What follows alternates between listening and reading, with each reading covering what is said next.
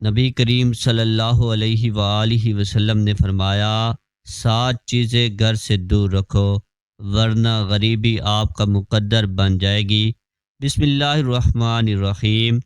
ناظرین، آپ میں سے 90% لوگ اپنے گھر اور کاروبار میں برکت سے پریشان ہیں۔ ہر دوسرے انسان کی زندگی میں یہی کہانی ہے اور وہ یہی کہتا رہتا ہے کہ ہم لوگ محنت تو بہت کر رہے ہیں لیکن ہمارے گھر اور کاروبار میں برکت نہیں ہے۔ تو ایسی صورتحال میں ہم لوگ اگر اپنی زندگی میں جھانک کر دیکھیں تو کہیں نہ کہیں ہماری ہی کچھ ایسی غلطیاں ہیں جن کی وجہ سے آج ہمارے گھروں سے برکتیں ختم ہو رہی ہیں۔ ہم لوگ غریبی کی طرف بڑھتے چلے جا رہے ہیں۔ گھر میں پریشانی سے بہت زیادہ ہی لڑائیاں جھگڑے ہوتے ہیں۔ کیا آپ جانتے ہو ان تمام چیزوں کے پیچھے ہمارا اپنا خود کا ہاتھ ہے؟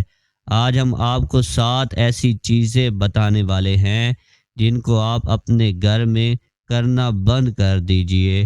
انشاءاللہ تبارک و تعالی ایک ہفتہ آپ اس ویڈیو کے مطابق اپنی زندگی کو گزاریے، اگلے ہفتے سے ہی آپ کو اس کے فائدے دکھنا شروع ہو جائیں گے۔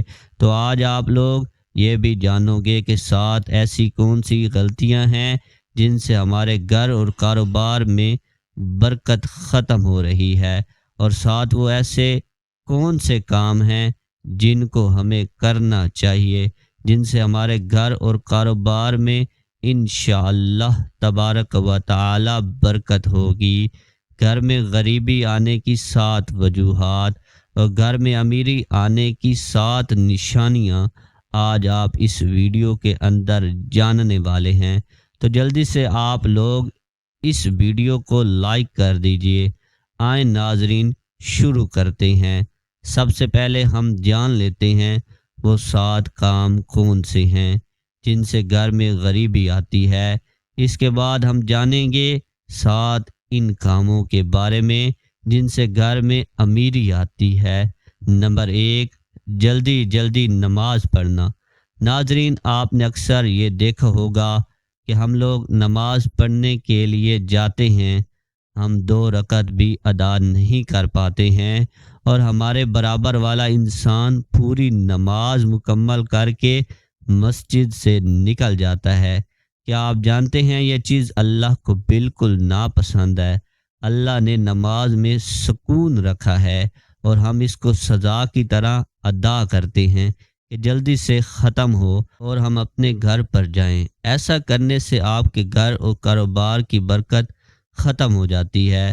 نماز ہمیشہ اللہ کو راضی کرنے کے لیے پڑھیں اور سکون سے ادا کریں۔ نمبر 2، وضو کی جگہ پیشاب کرنے سے۔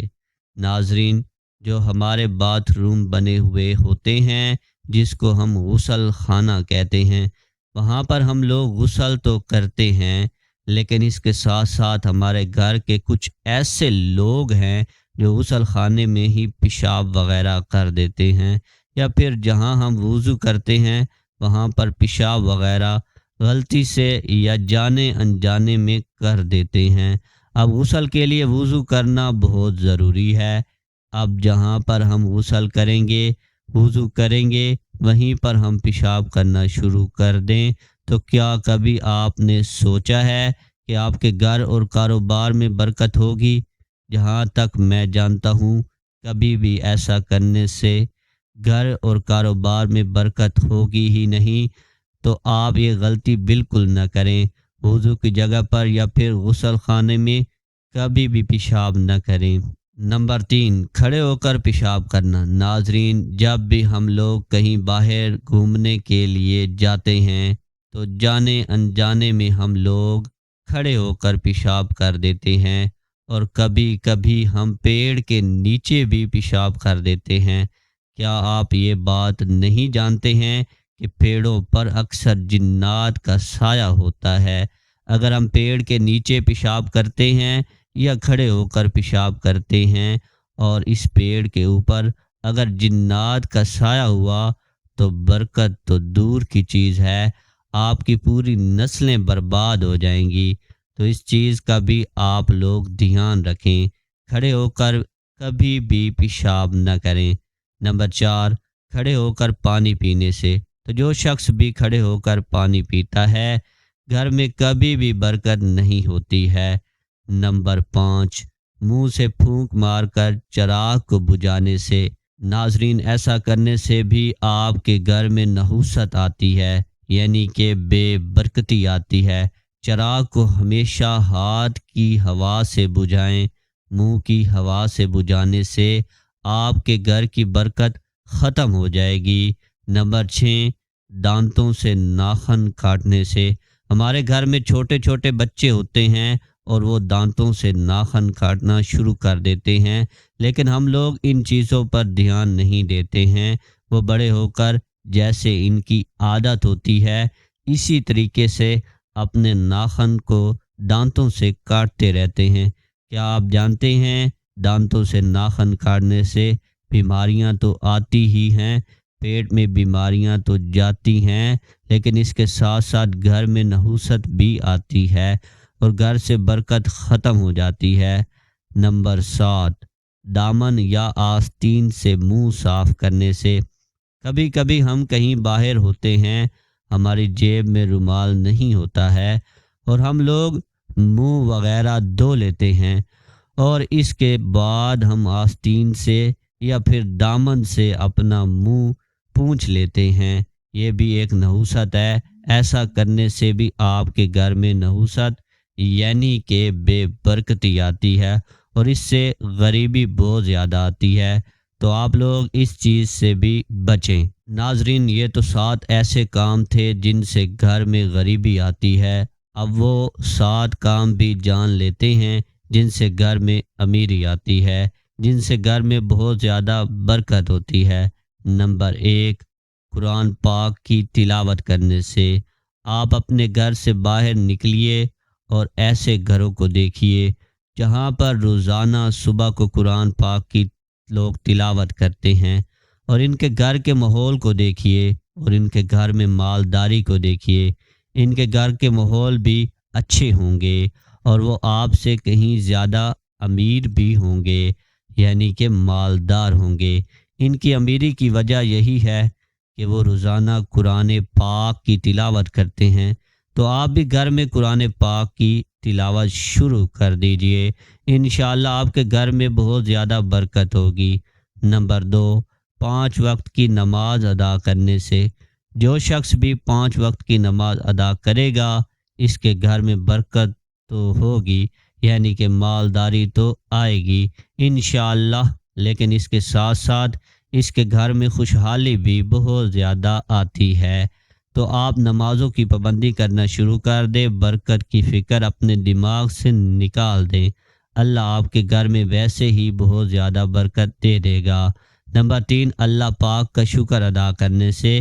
قرآن پاک میں اللہ تبارک و تعالی نے ارشاد فرمایا، تم میری شکر گزاری کرو گے تو میں اس سے زیادہ دوں گا۔ تو اب جتنا اللہ کا شکر ادا کرتے رہو گے اللہ پاک آپ کو اس سے دگنا اجر اس کا دیتا رہے گا اور آپ کے گھر میں بہت زیادہ برکت بھی ہوگی۔ نمبر 4، غریب اور مجبور لوگوں کی مدد کرنے سے۔ سچ بتانا، آپ میں سے کتنے لوگوں نے اس بار عید پہ زکوٰۃ نکالی؟